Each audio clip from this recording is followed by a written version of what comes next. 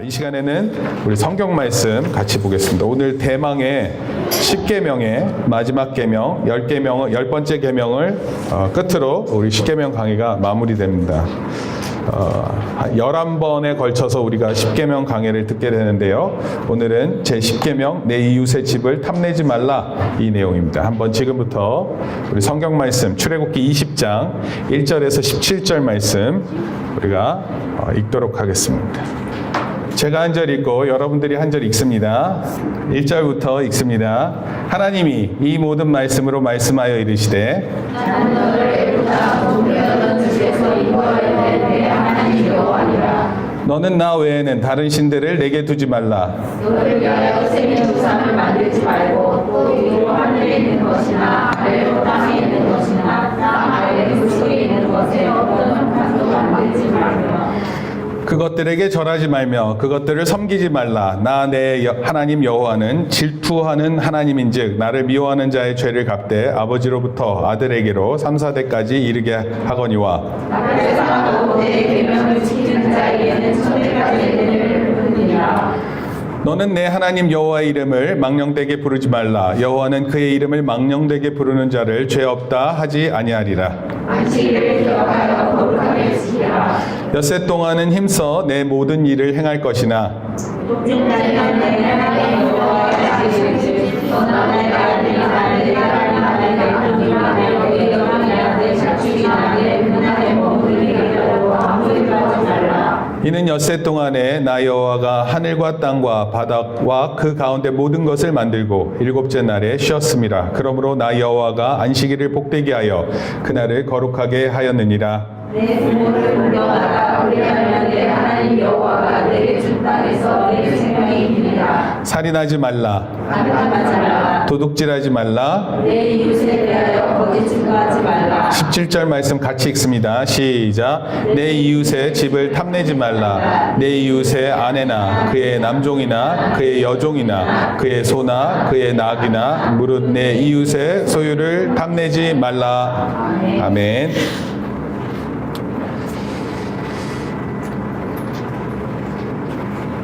네.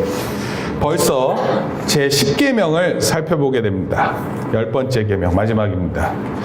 오늘 제 10계명의 10번째 계명은 뭐냐면 한번 읽어보겠습니다. 시작. 내 이웃의 집을 탐내지 말라. 이제 마지막에 오니까 이런 생각이 들어요. 여러분들이 퍼즐을 맞출 때 맨 마지막 퍼즐 이렇게 탁 끼워놓을 때 어떤 마음이 있어요? 짜릿함이 있어요? 네. 뭐가 짜릿한 거야? 그 퍼즐을 이렇게 딱 맞췄을 때, 처음에는 그 그림이 어떤지를 모르다가, 이게 딱 맞춰졌을 때, 마지막 그 한 피스, 한 조각이 딱 들어감을 통해서, 아, 이거구나. 이렇게 알게 돼요. 야, 이게 이런 거구나. 이 얘기를 하나 들려드릴 테니까 잘 들어보세요. 지금 여러분들 말씀 노트 다 있죠? 네, 말씀 노트 펴서 적으면서 하셔야 돼요. 네, 서론. 네. 마지막 퍼즐 조각. 자, 엠마오로 가는 두 제자의 이야기가 있어요. 엠마오로. 언제 이 일이 있었냐면, 이거는 이제 얘기를 잘 들으면 돼요. 엠마오로 가는 두 제자가 예수님이 이제 십자가에서 돌아가신 이후에 이제 무덤에 이제 놓여놨는데 이 두 제자가 엠마오라는 지역으로 걸어가면서 서로 대화를 나누고 있었어요. 그 대화의 핵심은 이거예요. 왜 예수님께서 십자가에서 죽으셨지? 너 아니? 그랬더니 다른 제자가 아니 몰라.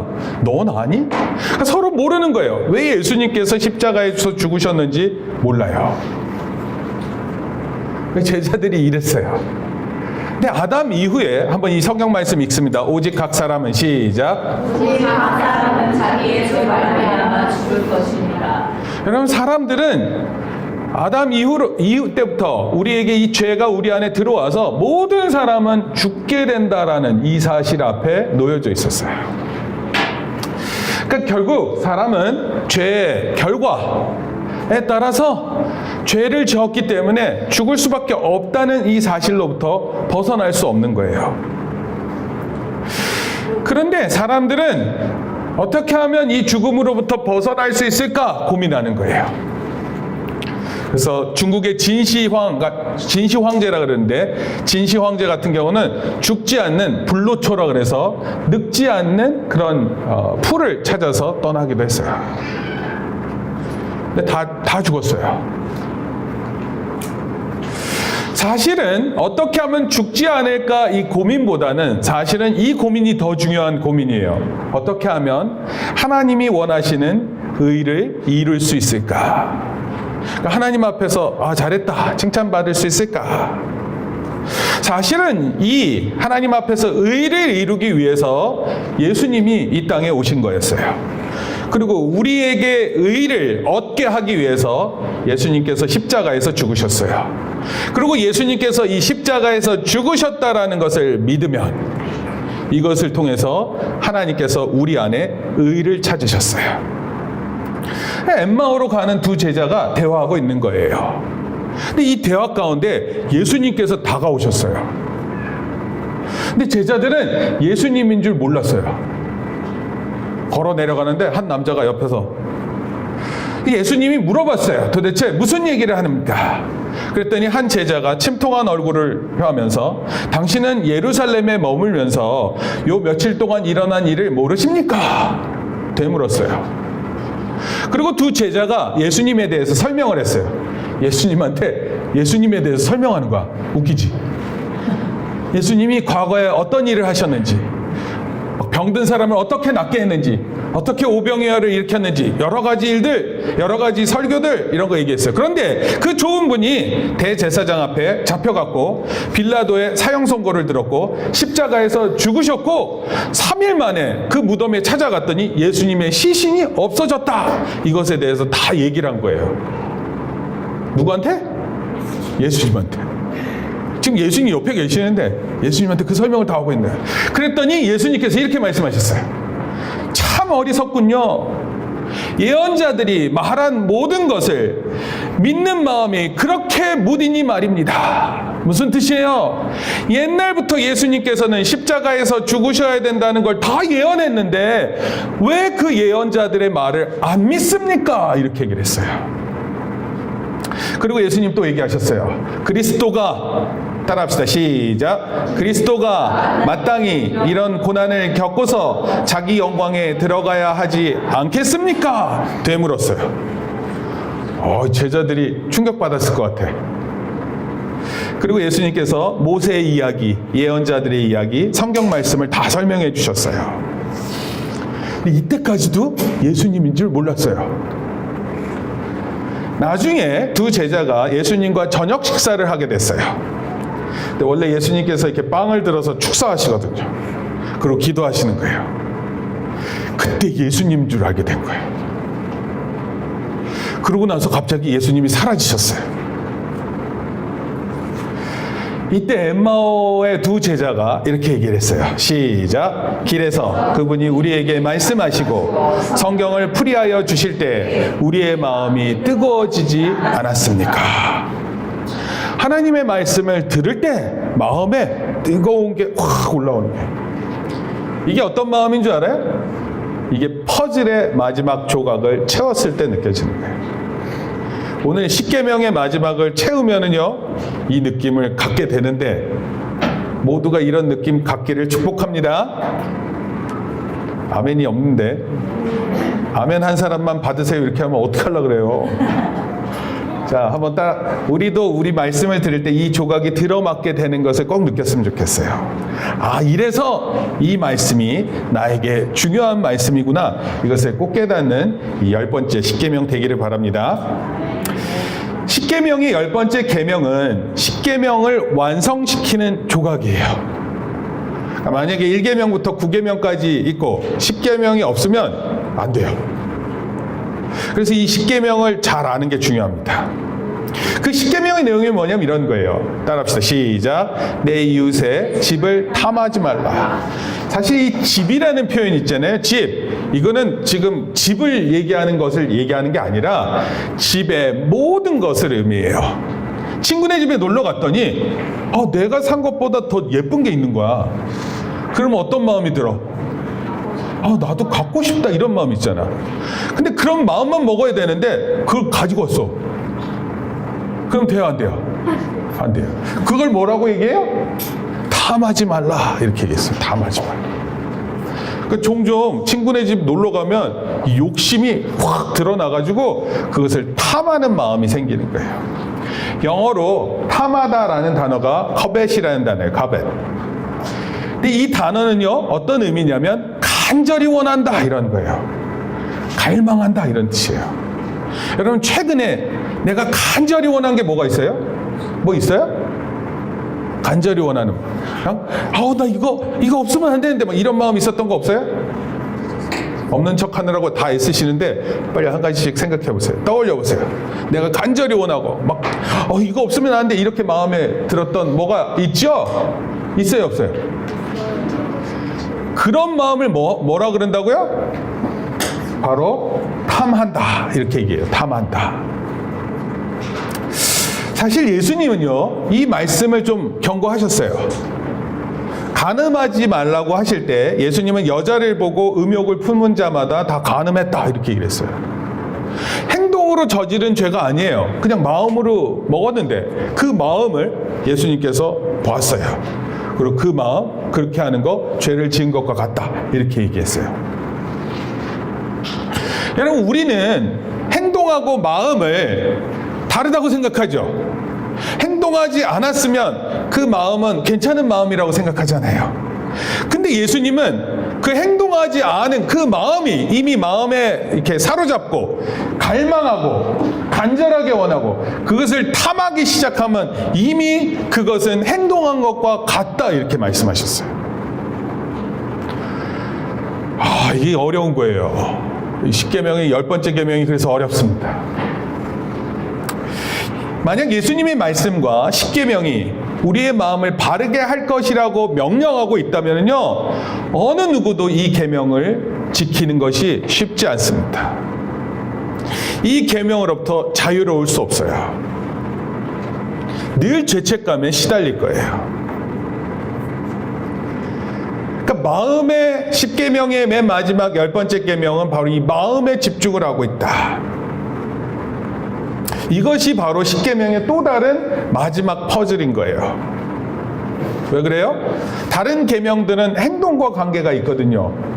살인하지 말라, 부모를 공경하라, 이거 다 행동 아니에요.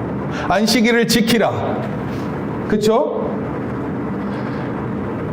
간음하지 말라, 이게 다 행동들인데 10번째 계명은 행동보다 마음에 초점을 두고 있는 계명이에요.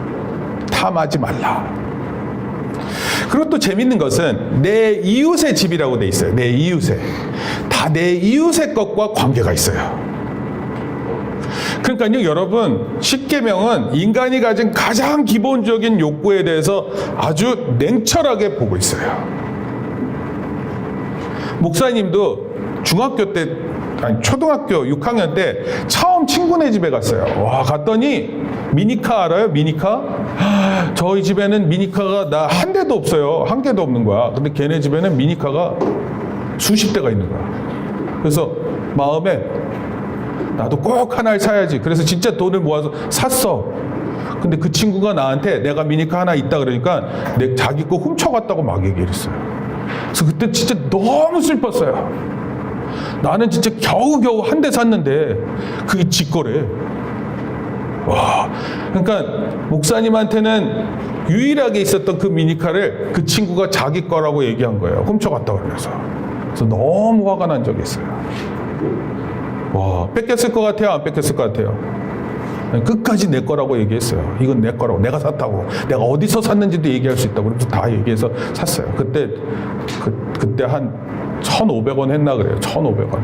초등학교 때 1,500원 진짜 말도 안 되는 돈이에요. 라면이 25원인가 이랬었거든요. 라면이 20원 뭐 이랬어요. 삼양라면 알죠? 빨간 봉지. 네. 그때 장난감 100원짜리 이게 초를 이렇게 배에다가 초 이렇게 딱 집어넣고 그러면 이렇게 배가 이렇게 막 움직이는 건데 그거 사는 게 얼마나 힘든 거였는데 100원짜리였는데 라면 5개. 하여튼 그런 거였어요. 근데 미니카 그때 진짜 비싸게 주고 샀는데 그런 적이 있습니다. 여러분, 탐심, 욕심. 제 10번째 계명은 여기에 초점을 맞추고 있어요. 사실 이 탐심과 이 욕망, 이것은요, 모든 죄의 출발점이에요. 출발점. 모든 죄악들의 시작점이 바로 이 욕심과 탐심에 있어요. 그러니까 이거 10계명에 들어있는 게 당연한 거죠. 근데 이 계명이 맨 마지막에 이렇게 선포되면서 이 모든 10계명을 완성하는 마지막 퍼즐과 같은 것입니다. 사실 이 탐심, 욕심 때문에 도둑질도 하고요, 간음도 하고요, 거짓말하고요, 살인하는 거예요. 뿐만 아니라 이 탐심 때문에 첫 번째 4계명 있잖아요. 이 하나님을 경배하는 것, 우상을 만들지 않는 것, 안식일을 지키는 것, 하나님의 이름을 망령되게 부르지 않는 것, 이 모든 것과도 관계가 있어요. 사실은 이 탐심 때문에, 이 욕심 때문에 하나님의 말씀에 순종하지 않았어요. 그래서 아담과 하와도요, 원래는 하나님 말씀에 순종해야 되는데, 이게 이 하나님 만드신 첫 번째 인류 아니에요. 근데 이 인류가, 인간이 하나님의 말씀을 불순종하게 된 그 이유도 이 욕심과 탐심 안에 있습니다. 우상을 만들고 주의를 지키지 않아요. 자신이 원하는 것이 최고다라고 생각해요. 하고 싶은 대로 하고 사고 싶은 대로 충동에 따라 살게 된 거예요. 이게 바로 탐심, 탐하다, 욕심, 이것을 말하는 것입니다. 예수님께서는요, 마태복음에서 이렇게 말씀하셨어요. 같이 읽습니다. 한 사람이, 시작. 한 사람이 두 주인을 섬기지 못할 것이니 너희가 하나님과 재물을 등하여 섬기지 못하느니라. 여기서 재물을 말할 때 맘몬이라는 표현을 썼어요. 맘몬. 다른 말로 이게 머니예요. 머니, 돈. 그러니까 자기가 욕심을 가질 수 있는 것을 돈을 통해서 펼치거든요. 근데 이것을 섬긴다, 이렇게까지 표현했어요. 여러분, 탐심의 궁극적인 모습은 돈을 탐하는 거예요. 돈에 대한 욕심이 맞는 거예요. 돈이 있으면 다 해결해 줄 것이라는 착각, 이런 것에 사로잡히는 거예요. 근데 이런 것과 하나님을 예배하는 것과는 같이 있을 수 없다, 예수님께서 말씀하시는 거예요. 자, 좀 어려운데 하나하나씩 해볼게요. 오늘 2가지를 제가 설명할 건데, 첫 번째는 우리가 그러면 제 10번째 계명을 통해 먼저 구분해야 하는 것이 있어요. 구분해야 하는 거. 자, 볼게요.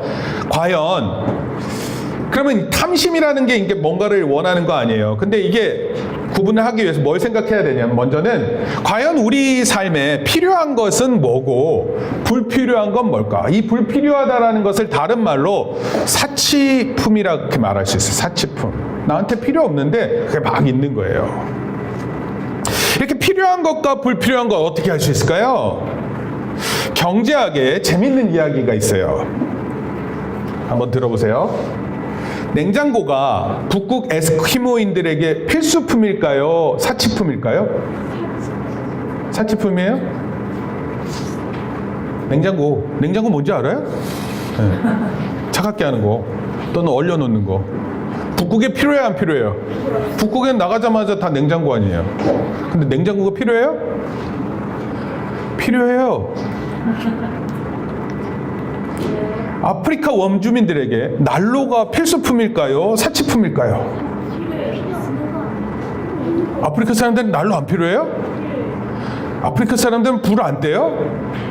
불 떼요. 아침 저녁으로 춥대요. 홀딱 벗고 다니는데 춥겠지, 잘 때. 그런 것도 있고요. 원래 이렇게 사막 같은 기후는 아침 저녁엔 추워요. 영하도 내려갈 수 있어요. 낮에는 뭐 40도까지 올라가는지 모르지만 밤에는 춥다고요. 그래서 난로가 필요해요.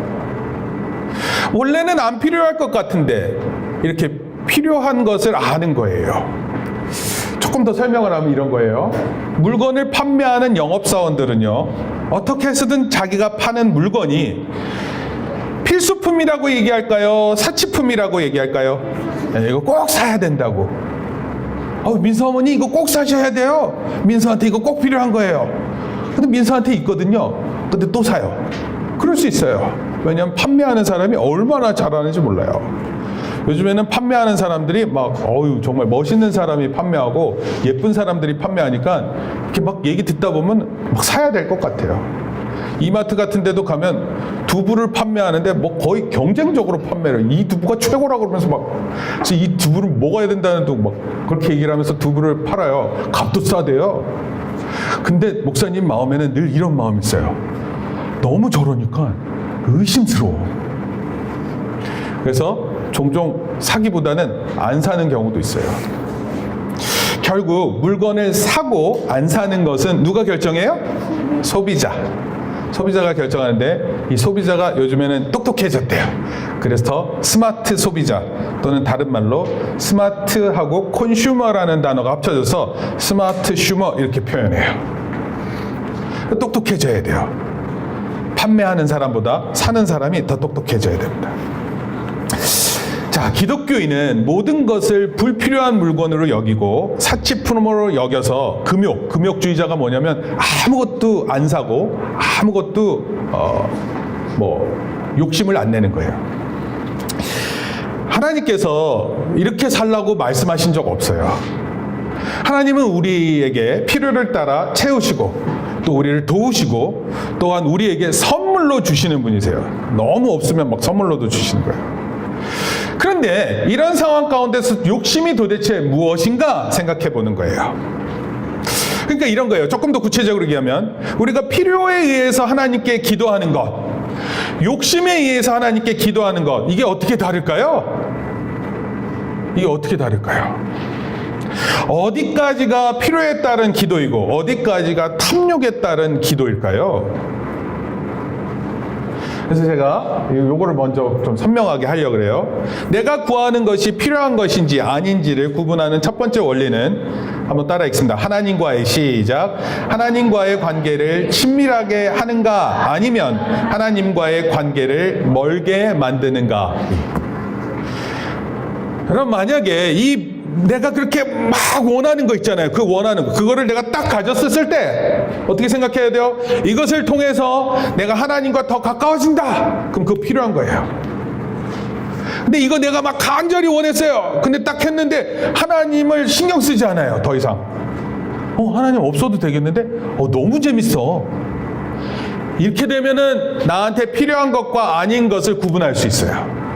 이게 첫 번째 원리예요. 어렵지 않아요? 어렵지 않습니다.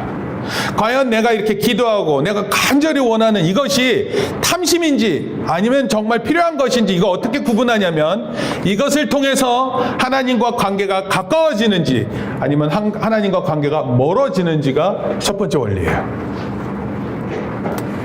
여러분, 먹는 거 좋은 거죠?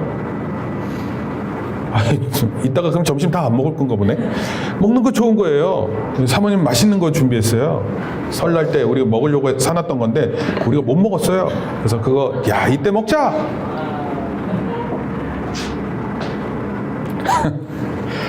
먹는 거 좋아요. 먹는 거 좋죠.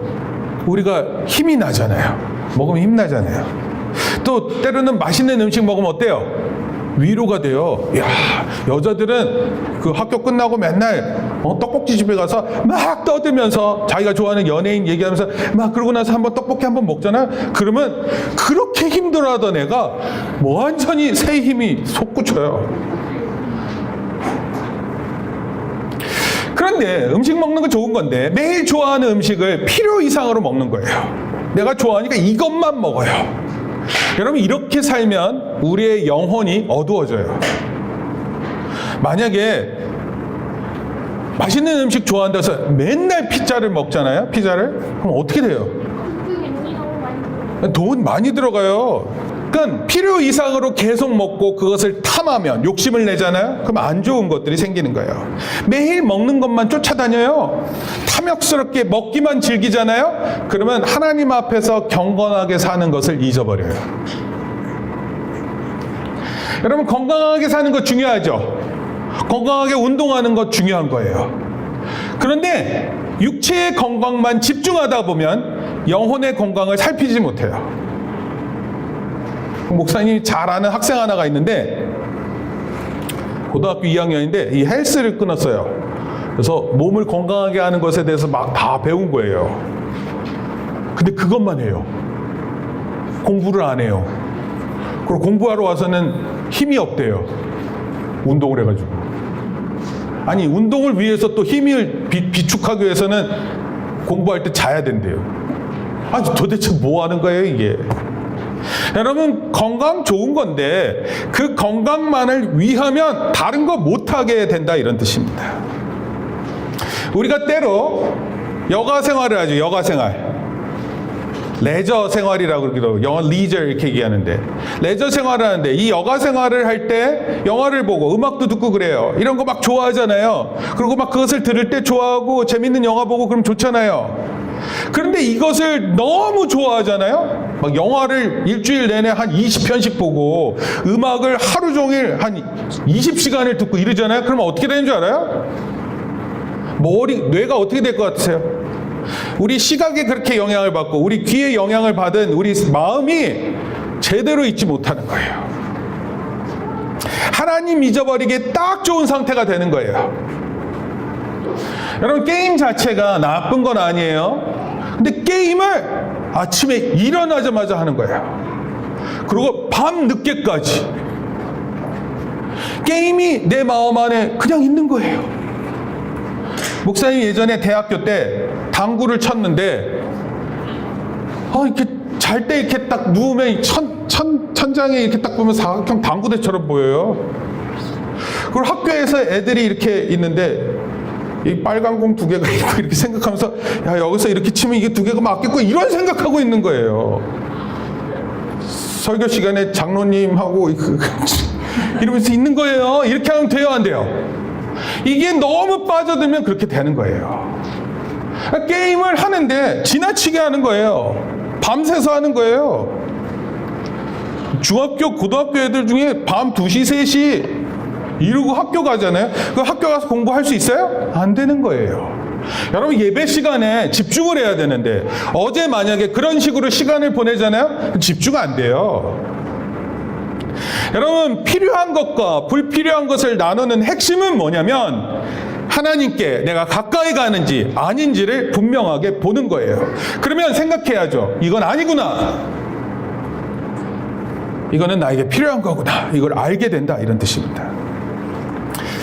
잠언서에 보면은 잠언에 이 아굴이라는 사람인데요, 이 사람이 이렇게 썼어요. 한번 읽어봅시다. 시작. 나를 가난하게도 마옵시고 부하게도 마옵시고 오직 필요한 양식으로 나그를 먹이시옵소서. 혹 내가 배불러서 하나님을 모른다 여호와가 누구냐 할까 하오며, 혹 내가 가난하여 도둑질하고 내 하나님의 이름을 욕되게 할까 두려워함이니이다. 너무 잘 되는 것도 안 되고 너무 안 되는 것도 안 된다라는 것을 알았어요, 이 아굴이라는 사람이. 그리고 이 아굴은 솔로몬 시대 지혜자였어요. 솔로몬 시대는요, 어떻게 보면 이스라엘이 가장 부강한 때예요. 풍요로운 때예요. 실제로 아굴이 기도했던 것처럼 너무 풍요로운 때문에 실제로 많은 사람들이 하나님을 모른다 했어요. 아니, 하나님 필요 없어요, 이렇게 얘기를 했다고요. 여러분, 이게 어리석은 거예요.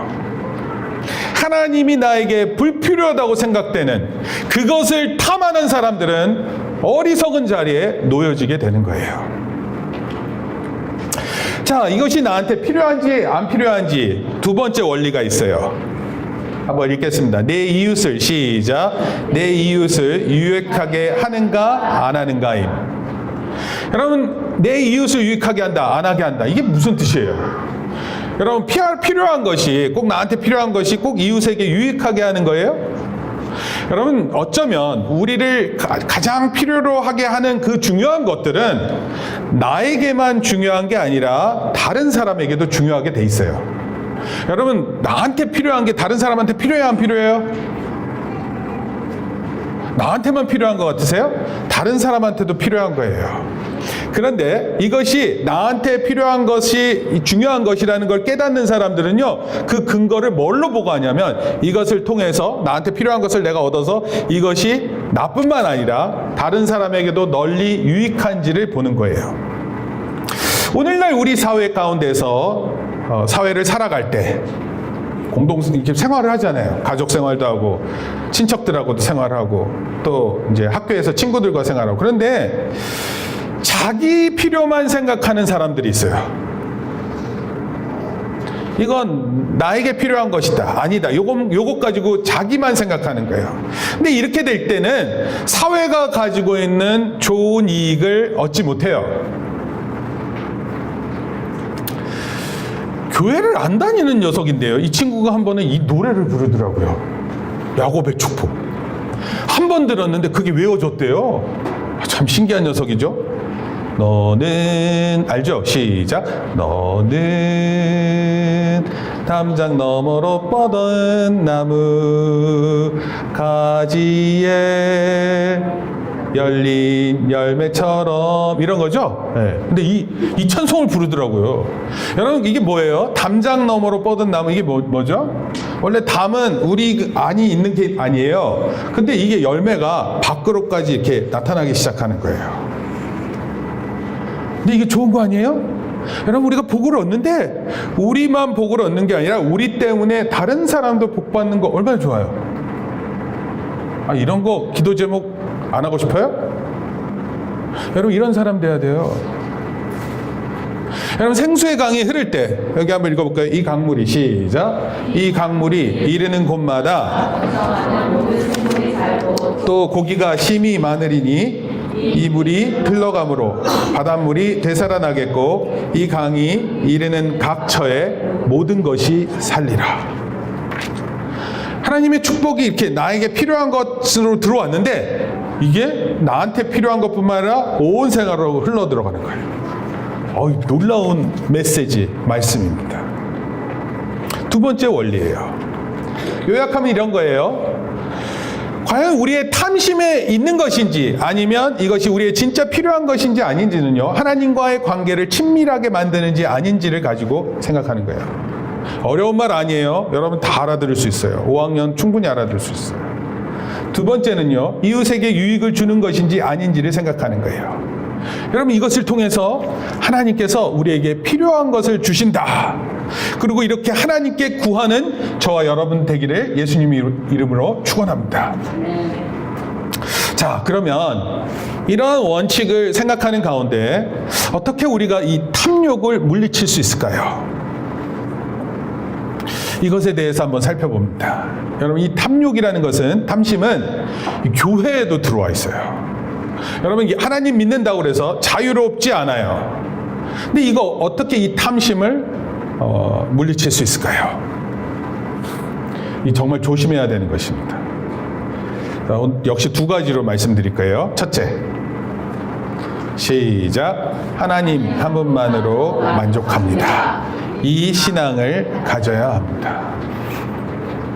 한번 따라합시다. 하나님 한 분만으로, 하나님 한 분만으로 만족합니다. 다 필요 없어요. 하나님 한 분만으로 만족할 수 있어야 돼요. 예를 들게요. 남편이 먼저 천국에 갔어요. 아내가 근데 남편을 너무 그리워하는 거예요. 어떻게 할 것 같아요? 어떻게 할 것 같습니까? 아마도 남편 사진을 꺼내보고 남편이 사용한 물건을 이렇게 만져보면서 그 남편을 그리워할 거예요. 그쵸? 안 그런가 보네. 아내가 곰탕을 끓여놓고 먼 유럽으로 여행을 떠났어요. 남편이 아내가 그리우면 어떻게 할까요? 네? 집에서 컴퓨터하고 TV하고 핸드폰 하면 돼요. 아내 생각이 날 때 컴퓨터 하면 아내 생각이 없어지고, TV 보면 아내 생각이 없어지고, 핸드폰 하면 아내 생각이 없어지고. 와, 남자와 여자 너무 다르죠? 혹시 반대예요, 남자가? 아내가 뭐라고요? 네, 무슨 얘기를 하는데 자기만 알아듣는 얘기를 하지 말고요. 종종 저는 그러니까 생각하는 거예요. 뭘 생각하라는 거예요. 지금 뭘 얘기를 해요? 하나님 한 분만으로 만족하자 얘기를 했잖아요. 종종 저는 예수님이 지금 내 삶에 계신다면, 지금 이곳에 계시는 거예요. 예수님 무슨 일을 먼저 하실까? 이거 궁금해요. 내 삶의 모습을 예수님께서 보시고 뭘 먼저 하실까? 이런 생각을 해봐요. 뭘 먼저 할 것 같아요? 정은아, 뭘 먼저 하실 것 같니? 너 삶에 예수님 찾아오셨어. 그럼 예수님 뭐 하실 것 같니? 예수님 너랑 똑같이 그냥 같이 노실 것 같니? 혼내실 것 같아? 혼날 걸 잘 알고 있는 것 같아요. 주원이는 예수님이 오시면 주원이 어떤 걸 예수님이 하실 것 같니? 딱 주원이 보면서 어떤 표정을 지으실 것 같아? 모르겠어? 그 목사님 이런 생각을 해보는 거예요. 내 삶에 가장 중요한 것 무엇을 예수님께서 건드리실까? 이런 생각을 해봐요. 이 땅에 오셨던 예수님 아니에요. 내 삶에 오시면 어떤 일을 하실까? 이것을 곰곰이 생각해 보는 거예요. 그리고 하나님께 기도하는 거예요. 하나님, 저에게 바른 길을 걷게 해주세요. 나의 삶을 인도해 주세요. 여러분, 이런 게 그때 이제 생각나는 거예요. 하박국 선지자라고 있어요. 하박국 선지자, 구약에. 어렸을 때 저는 호박국 끓으면서 놀렸는데, 하박국이 사람 이름이에요. 뒤에 국자 들어가면 다 이상하긴 해. 근데 하여튼 근데 이 하박국 선지자가 이런 노래를 불렀어요. 한번 해볼까요? 읽어볼까요? 시작.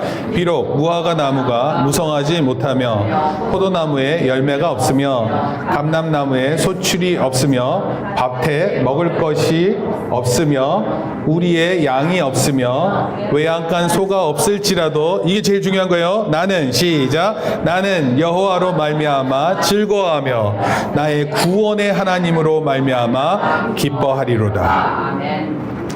아무것도 없어요. 아무것도. 근데 하나님 한 분만으로 내가 만족할 수 있습니다. 이런 고백을 했어요. 원래 하박국 이런 사람 아니에요. 원래 하박국은요, 없는 것 때문에 하나님께 막 기도했었던 사람이에요. 하나님, 이런 것도 없습니다. 이런 것도 없어요. 막 그렇게 기도했어요. 그러다가 나중에 깨달았어요.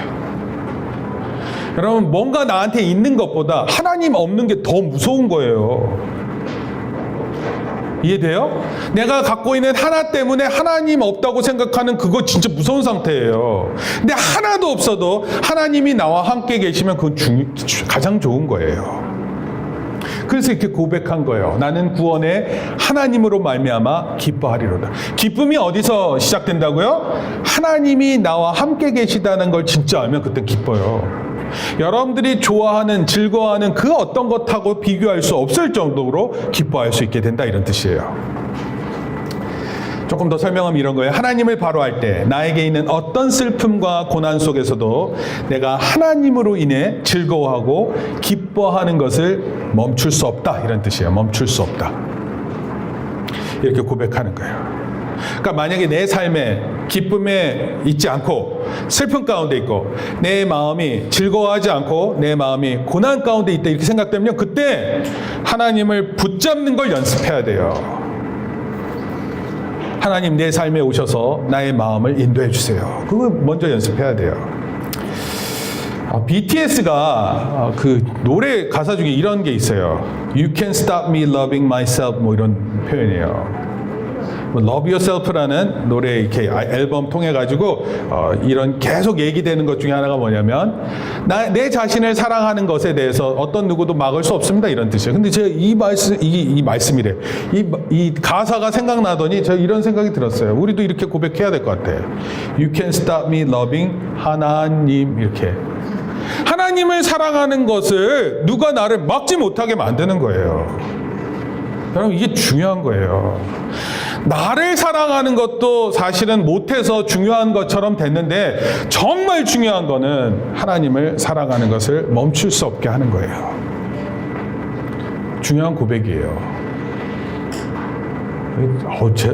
이런 게 설교를 준비할 때 이런 마음이 들어요. 하나님을 사랑하는 것을 그 어떤 것도 나를 멈출 수 없게끔 만드는 거예요. 그래서 우리는 가장 먼저 하나님에 대해서 바르게 알아야 돼요. 하나님을 바로 알 때 나를 위해 가장 좋은 것을 준비하신다, 우리 하나님께서. 그리고 모든 것을 합력해서 선을 이루어 나가신다, 이것을 굳건히 믿게 되는 거예요. 조그만 일, 힘든 일 때문에 그것 때문에 왔다 갔다 하는 그런 마음이 아니라 언제든 하나님께서 나를 가장 좋은 것으로 준비하시고 가장 협력해서 선하게 이루실 것을 믿는 거예요. 따라서 근본적으로 하나님을 믿는 사람들은 하나님 말씀에 순종하는 것을 기뻐해요. 매일의 일상 속에서 하나님의 말씀을 적용하고 사는 것을 즐거워하는 거예요. 만약에 성경 읽는 것을 즐거워하지 않는다, 성경 읽는 것을 힘들어한다, 그것도 교회 다니는 사람이 그러고 있다, 이거는요 이런 거예요. 태권도장에 흰띠 알아요? 흰띠? 흰띠가 와가지고 나 못하겠어요, 못 해먹겠어요, 이런 것하고 똑같아요. 그러니까 내가 신앙이 오래되고 안 오래되고가 중요한 게 아니에요. 아직도 흰띠를 메고 있으면 늘 몰라요. 검은 띠를 메면, 태권도 원래 할 때 보면은 처음에 이렇게 어려운 거 막 하거든요. 뛰기도 하고 그 다음에 막 스트레치도 하고. 근데 이런 것들 하는 게 무슨 뜻인지 잘 알고 해요. 그러니까 하나님을 믿는 사람이 기본적으로 잘해야 되는 게 뭐냐면 말씀을 보고요, 그 말씀에 순종하는 것을 연습해야 돼요. 근데 말씀을 안 읽으니까 순종이 뭔지 몰라요. 순종이 뭔지 모르니까 교회에 나와서 하나님 말씀을 들을 때 별로 도전이 안 돼요. 내 말씀을 읽잖아요. 그리고 말씀 속에서 내 자신이 내가 어떻게 살아야지? 이런 마음을 먹잖아요. 그것을 즐거워하잖아요. 그러면 그 사람은 하나님이 키우세요. 믿음이 막 성장할 수 있게끔 키우신단 말이에요. 오늘 제가 십계명의 마지막을 끝냈다 그래서 여러분들이 내일부터 완벽하게 십계명을 지킬 것이라고 생각하는 사람은 여기 아무도 없어요. 근데 분명한 것은 한 가지 분명한 거예요. 십계명을 진지하게 생각해야 돼요. 그리고 내일부터 하나라도 순종해야지, 이런 마음을 갖는 거예요. 이때 탐심에 끌려가는 인생이 아닌 하나님이 기뻐하시는 일을 할 수 있게 살게 되는 거예요. 죄 가운데 살지만 예수 그리스도의 의가 내 삶에 있고 더 이상 죄를 능동적으로, 내가 일부러 고의로 죄를 짓는 것에 대해서는 강한 거부감을 갖는 거예요. 이러면 안 되지. 마음을 지켜야 되니까 이러면 안 되지. 자, 둘째 읽겠습니다. 시작. 마음을 지키라. 생명의 근원이 이에서 남이니라. 이 말씀을 믿읍시다. 다시 한번 읽을게요. 마음을 지키라. 시작. 마음을 지키라. 생명의 근원이 이에서 남이니라. 탐심은요, 탐심, 욕심, 이런 것은 어디에서 시작되는 문제냐면 우리의 마음 속에서 일어나는 거예요. 어떻게 보면 우리의 마음은 날마다 전쟁이에요. 전쟁. 최고의 전쟁이 일어나는 곳은 바깥이 아니라 내 마음에서 일어나고 있는 거예요. 누군가와 벌이는 전쟁이 아니라 나와 내가 싸우고 있어요. 나와 내가. 근데 대부분의 사람들은 이걸 이상하게 생각하지 않아요. 그래서 별 문제 아니라고 생각하는 거예요. 마음속에서 무슨 일이 일어나는지 그래서 몰라요. 마음속에서 무슨 일이 일어나는지 모르니까 스스로 어떻게 생각하냐면 난 괜찮은 사람이라 이렇게 생각해요. 그러다가 탐심과 음욕으로 시작된 마음이 죄를 생산하고 결국 범죄로 이어지는 거예요.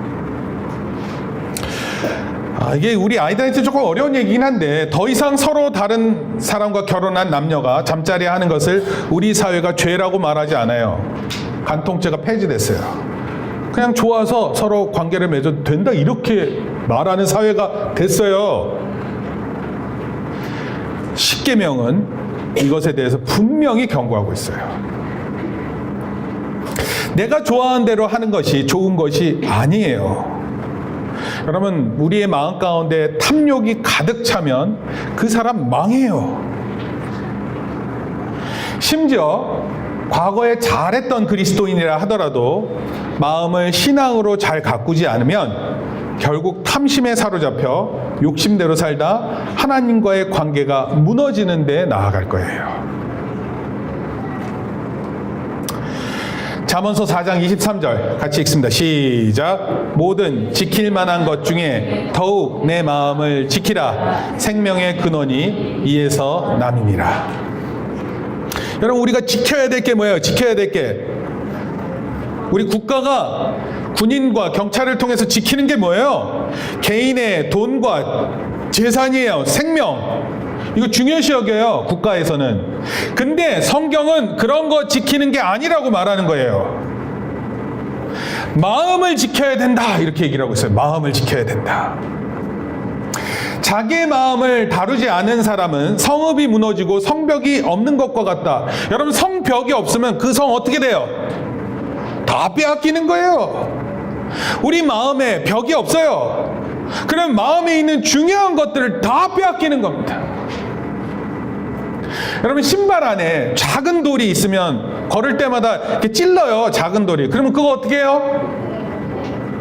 그거 딱 신발 처음 신을 때 딱 느끼면 바로 신발 벗고 빼야 되는데, 이 신발 빼는 게 귀찮아. 그래서 학교 갈 때까지 그러고 가는 거야. 그리고 나중에 거기 그렇게 계속 걷다 보니까 물집이 생겨. 돌 하나가 계속 괴롭혀가지고. 그제서야 뺀다고. 이게 되게 어리석잖아요. 우리 마음에 무엇인가가 들어와서 우리를 불편하게 만들면 그거 어떻게 해야 돼요? 빼내야 되는 거예요. 빼내야 돼. 그렇게 하는 것이 바른 신앙을 갖게 하는 거예요. 여러분, 하나님 말씀에 순종하게 만드는 마음은 뭐냐면, 우리 마음에 들어와 있는 이상한 것들 있잖아요. 이 잘못된 것들을 빼내야 돼요. 예레미야라는 선지자가 이렇게 얘기했어요. 한번 읽어볼까요? 만물보다, 시작. 만물보다 거짓되고 심히 부패한 것은 마음이라. 만물 중에서 가장 거짓된 게 있대요. 그리고 심히 부패한대요. 그게 뭐라고요? 사람의 마음이래요. 여러분, 마음이 여러분 바뀌는 거예요. 나쁜 것으로 훅. 우리 마음은 부패하기 쉽고 잠시라도 방심하면 탐심에 이끌려 다니는 거예요. 여러분, 예수님께서 가룟 유다에게 돈을 관리하게끔 맡겨놨어요. 근데 이 물질에 넘어진 거예요. 그리고 예수님을 배신하는 사람으로 나아가요. 여러분, 탐심 얼마나 무서운 마음인지 몰라요. 이 탐심은요, 우리의 모든 것을 잃게 만들 수 있어요. 여러분, 욕심대로 한번 살아보세요. 관계 다 무너지는 겁니다. 특히 이 노년의 삶에 이런 탐심이 극에 달해 있어요. 그러면요, 그런 분이 돌아가실 때 정말 불쌍합니다. 아무도 안 찾아봐요. 아무도 그 사람에 대해서 관심을 기울이지 않습니다. 여러분, 만약에 어려서부터 탐심에 끌려다니잖아요. 그럼 여러분, 어른이 되기 전에 분명히 불행을 경험해요. 여러분, 게으르잖아요. 가난해지게 돼 있어요. 공부 안 하잖아요. 다른 어떤 일도 잘하지 못하는 사람으로 될 수 있어요. 여러분, 신앙에 관심을 기울이지 않잖아요. 그러면 다른 것 다 잘 돼도 모든 것이 다 허사로 돌아가는 거예요. 그래서 무엇인가 기도해서 얻으면 자기가 쓸 만큼 쓰고 나머지는 욕심내지 말아야 돼요. 하나님을 위해서, 또 이웃을 위해서, 선한 일을 위해서 쓰는 거예요. 여러분, 이게 아름다운 거예요. 한 번은 그 폐지를 줍는 할머니를 봤어요. 빵집에 들렸어요. 그 폐지 1kg에 뭐 3,000원인가 나와요. 1kg. 여러분, 종이가 1kg가 되려면 정말 많이 모아야 돼요. 하루에 그래서 모으면 어느 정도 돈을 버냐면 한 10,000원 정도 벌어요. 10,000원. 폐지를 모아서. 한 3kg 좀 넘게 모으는 거예요. 이 돈, 이걸 갖다가 정치의 어느 당이 이런 것도 세금 매겨야 된다고 막 얘기했어요. 그래서 그때 제가 얼마나 화가 나는지 몰라요. 이 10,000원에다가 매일마다 10,000원의 세금 매겨서 그걸로 국가 세금을 채우자고 이렇게 얘기를 하는데 제가 화가 났어요. 근데 이 할머니가 빵집에 들러서 빵을 사는 거예요. 근데 빵, 곰보빵 이런 거 있잖아요. 팥빵. 빵 사달라고 해서 그 빵 3개 이렇게 사는데, 그 목사님 물어봤어요. 누구 사주시려고 사시는 거예요? 그래, 누구야? 손주 줘야지. 손자, 손녀 주려고 빵 사는 거예요. 할머니가 하루 종일 노동해서 얻은. 여러분 1kg가 한 3,000원 된다니까. 그럼 3,000원어치 샀으니까 1,200원씩이에요. 빵이 한 개당. 그럼 3,600원 아니에요. 누군가를 위해서 자기의 많은 노력들을 기울여서 그것을 사용하잖아요. 제가 너무 멋있었습니다. 그 할머니. 할머니 예쁘시네요. 선한 일을 위해서 쓰임받는 사람은 멋있어요. 그런 사람이 아름다운 사람이에요. 자기 것 챙기고 자기 욕심대로 살고 이거 아니면 안 된다라는 탐심에 놓여져 있으면 그것은 이 아름다운 삶과 반대되는 거예요. 결론적으로 말씀드립니다. 2019년 어떤 것을 구하는 것보다 하나님에게 초점을 맞추시는 저와 여러분들 되기를 바랍니다. 탐심은 사물에 초점을 맞추지만 우리 신앙은 하나님께 초점을 맞추는 거예요. 하나님 한 분만으로 내가 만족하겠습니다. 이런 마음을 먼저 갖는 거예요. 공부하기 이전에 뭔가 열심히 일하기 이전에 제일 중요한 마음이에요. 하나님 한 분만으로 만족하며 나아갑니다. 모든 기도와 간구가 내 자신에게, 내 자신 가족에만 초점이 맞춰지면 안 돼요. 이런 기도는 다 하는 거예요. 이런 기도는요, 너구리도 해요, 너구리. 알아요? 동물들도 자기 새끼는 보호한다니까요. 간절히 원해요. 적이 나타나면 맹렬히 싸워서 쫓아내요. 근데 이런 건 동물들도 하는 거예요. 이 조폭들 알아요? 조폭들도 이런 거예요. 우리가 의리를 가지고 살아야지 하면서 서로를 챙기고 그래요. 이런 건 다 하는 거예요. 나쁜 사람들도 심지어 하는 거예요. 그러나 모든 기도와 간구가 내 삶에서 하나님의 뜻을 이루기를 위해서 기도해야 돼요. 하나님과 이웃에게 초점을 맞춰야 돼요. 주 안에서 그러면 인도함을 받게 돼 있어요. 하나님께서 우리를 인도하실 거예요. 불교에서는요, 이런 탐욕을 버릴 것이라 그래요. 그래서 버려라. 근데 이게 버려지지가 않아요.